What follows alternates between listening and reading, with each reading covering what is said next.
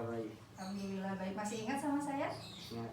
Ingat, masih ingat ya. Nah, untuk minggu kemarin kan saya sudah kesini ya, sudah bilang kalau misalkan untuk minggu depannya lagi akan melakukan suatu intervensi keperawatan ke adik gitu ya. Kemarin kan adik juga mengucapkan kalau sekarang sudah usia 18 ya, sudah usia 18 berarti adik sudah memasuki tahap dewasa awal gitu ya. Nah, adik kemarin juga mengatakan bahwa dengan usianya saat ini pengen lebih meningkatkan konsep diri yang ada di dalam diri adik seperti itu kan ya. Nah, di sini saya akan memulai nih ingin berdiskusi sama adik itu bagaimana dalam menentukan tujuan jangka pendek dan jangka panjang ke belakangnya, juga meningkatkan dalam konsep diri yang adik punya seperti itu. Kurang lebih waktunya sekitar 5-10 menit. Bagaimana, apakah adik setuju? Bersedia ya? Bersedia. Untuk tempatnya sendiri kita mau lakukan diskusi di mana? Di sini aja? Iya, baik, kalau gitu bisa kita mulai sekarang ya. Nah, untuk yang pertama di sini yang saya ingin tanyakan, nah adik kan sekarang sudah memasuki dewasa awal, sudah otomatis sudah terjadi perubahan peran, entah itu yang dari SMP sekarang sudah masuk SMA, bahkan sudah mau keluar SMA ya dek ya.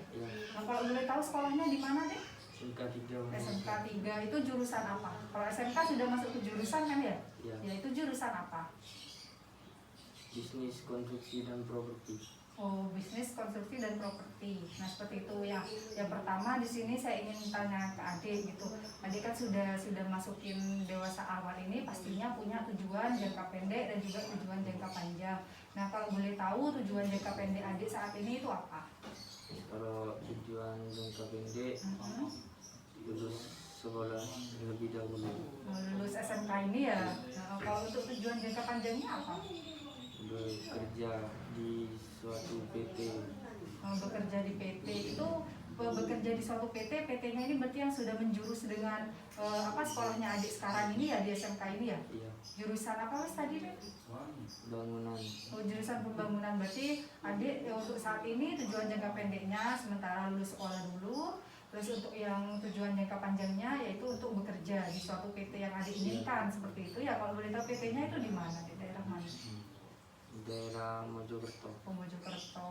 Baik, untuk yang kedua di sini saya ingin melihat lagi kemampuan yang adik punya gitu. Kan adik kan tadi mengatakan kalau misalkan pengen bekerja di PT itu. Nah, kalau misalkan di sini saya ingin menggali lagi kemampuan yang adik punya, kira-kira apa?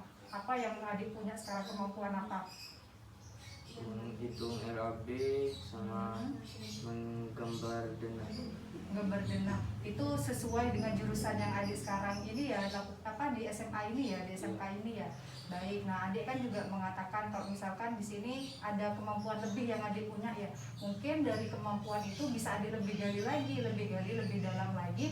Jadi gimana kemampuan yang adik punya itu bisa lebih mendukung, gimana caranya adik buat masuk di PT tersebut gitu ya. Untuk yang selanjutnya di sini saya ingin bertanya juga, untuk selanjutnya di sini kira-kira perubahan peran yang terjadi sama adik ini apa? Apa adik sudah bisa tahu perubahan peran yang terjadi ini apa saja kira-kira? Ya, perubahan dari SMP sampai sekarang lebih kayak punya tanggung jawab sendiri dan menata untuk kedepannya menjadi pekerjaan. Mencari pekerjaan gitu. Jadi ya pastinya beda ya deh ya dari SMP dan juga SMA sekarang, dimana kalau SMP mungkin adik masih lebih fokus bermain gitu ya, tapi kan kalau sekarang sudah SMA, ketika lulus SMA pasti adik akan punya dua pilihan, kalau udah kuliah bekerja gitu. Di sini fokusnya adik untuk bekerja gitu ya. Bekerja. Baik, untuk selanjutnya di sini kira-kira harapannya adik saat ini tuh apa? Ya, bisa diterima di PT tersebut dan membahagiakan kedua orang tua. Bisa membahagiakan kedua orang tua dengan diterima di pekerjaan itu ya. Nah, baik, kalau seperti itu saya doakan semoga adik bisa diterima beneran ya nanti di sana, asalkan punya usaha keras dan juga jangan lupa berdoa seperti itu ya. Nah, ini deh kan juga gimana harapan yang adik inginkan dari tadi untuk diterima gini, pastinya ada faktor pendukung dan juga ada faktor yang menghambat. Misalkan kalau faktor menghambat ini sesuatu yang dapat mengancam adik atau bisa menggagalkan adik buat masuk di situ. Misalkan kayak mengancam ini, misalkan adik juga punya teman, adik pasti juga punya teman kan ya di dalam lingkungan sekolah. Pastinya teman itu tidak semuanya baik, tapi harapannya baik. Tapi kan adik bisa menilai sendiri, ada teman yang bisa menjatuhkan temannya sendiri, atau ada teman yang mengajak ke sesuatu yang buruk seperti itu kan. Hanya adik sendiri kan yang tahu kan. Nah, harapannya dari situ juga adik bisa meminimalisir gitu, meminimalisir terjadinya sesuatu yang tidak diinginkan. Misalkan kalau di usianya adik saat ini udah masuk dewasa awal, pastinya banyak kan teman-teman yang mungkin saja menggunakan kayak misalkan nafsa, kan sekarang juga banyak kan yang menggunakan narkoba di usia-usia segini, terus juga merokok, meminum alkohol seperti itu kan. Nah itu juga otomatis dalam lingkungan itu juga pasti akan sering adik hadapi ya, entah itu di lingkungan SMK ataupun di lingkungan perkuliahan. Jadi bagaimana caranya adik tuh bisa meminimalisir terjadinya sesuatu yang tidak diinginkan seperti itu ya Dik ya. Harapannya adik bisa menghindari itu ya, biar harapannya bisa membahagiakan orang tua dan juga bisa masuk di pekerjaan yang diinginkan, semoga itu bisa tercapai gitu ya. Nah, terus selanjutnya di sini kalau boleh tahu ada enggak temennya adik yang mau masuk di pekerjaan yang sama, di PT yang sama seperti tadi yang disebutkan? Ada enggak? Kemungkinan ada.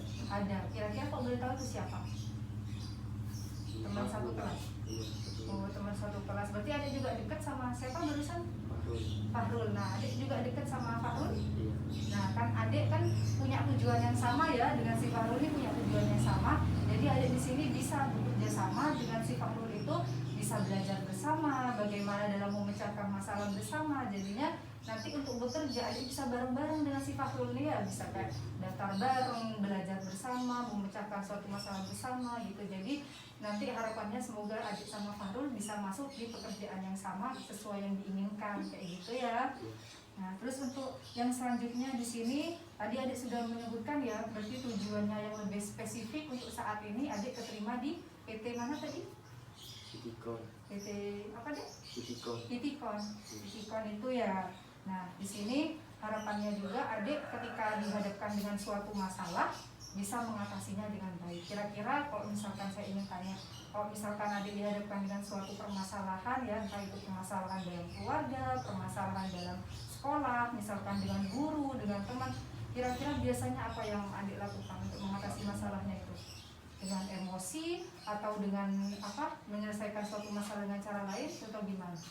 Dengan emosi seperti itu ya Dik ya. Nah, kalau boleh tahu misalkan emosinya itu seperti apa? Marah-marah ke teman lawannya atau gimana? Marah-marah sendiri. Oh, marah-marah sendiri, marah-marah sendiri gitu ya, lebih cenderung ke kayak marah pada diri sendiri bukan ke orang lain gitu ya.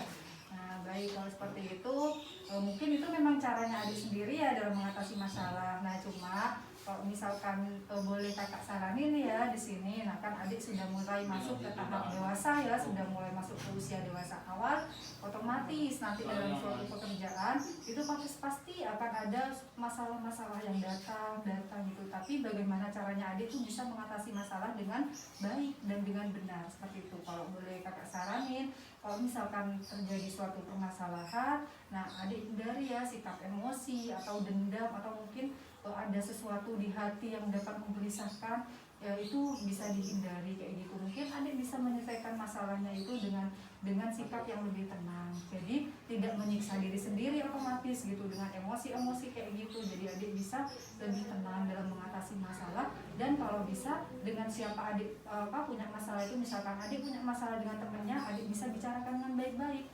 Apa sih misalkan saling terbuka, kenapa kok si dia marah dan juga kenapa adik ini kok juga marah, nanti disatukan gitu. Oh kira-kira permasalahannya ini karena ini. Nah kalau bisa itu diselesaikan secara bersama tanpa rasa dendam dan juga tanpa ada rasa marah dengan temannya. Jadi kan tidak menumpuk kayak musuh seperti itu. Jadi bisa diselesaikan secara bersama-sama. Kan adik juga sudah mulai dewasa, pastinya nanti memikirkan sesuatu juga harus dengan pikirannya tenang, dengan sabar dan tenang, tidak dengan emosi. Seperti itu ya Dek ya? Iya. Bisa nanti diterapkan dalam pekerjaan, entah dalam sekolah dan juga dalam keluarga? Bisa. Baik kalau gitu, mungkin ada yang ingin ditanyakan terlebih dahulu? Tidak ada. Nah, nanti harapannya untuk pekerjaan itu bisa adik lebih dalami lagi dengan teman semuanya ya. Iya. Dan juga kakak di sini doakan semoga nanti cita-citanya adik untuk keterima kerja di PT itu semoga juga terkabulkan ya, sama temennya si siapa tadi? Fahrul ya, semoga nanti bisa diterima bersama-sama dengan si Fahrul ya di situ ya. Ya, terima kasih ya adik sudah mau bekerja sama dengan baik. Dari tadi kakak juga nanya-nanya, adik juga sangat kooperatif, bisa menjawab semua pertanyaan yang kakak tanyakan, dan semoga bisa lebih menumbuhkan konsep diri yang positif dalam diri gitu ya, bisa menumbuhkan pikiran-pikiran yang positif dan lebih menghindari pikiran-pikiran yang negatif, biar tujuan jangka pendek maupun tujuan jangka panjang yang sudah disebutkan bisa tercapai semuanya gitu ya. Iya. Ya, baik, terima kasih. Kalau seperti itu adik ya, kakak pamit dulu. Baik, selamat siang.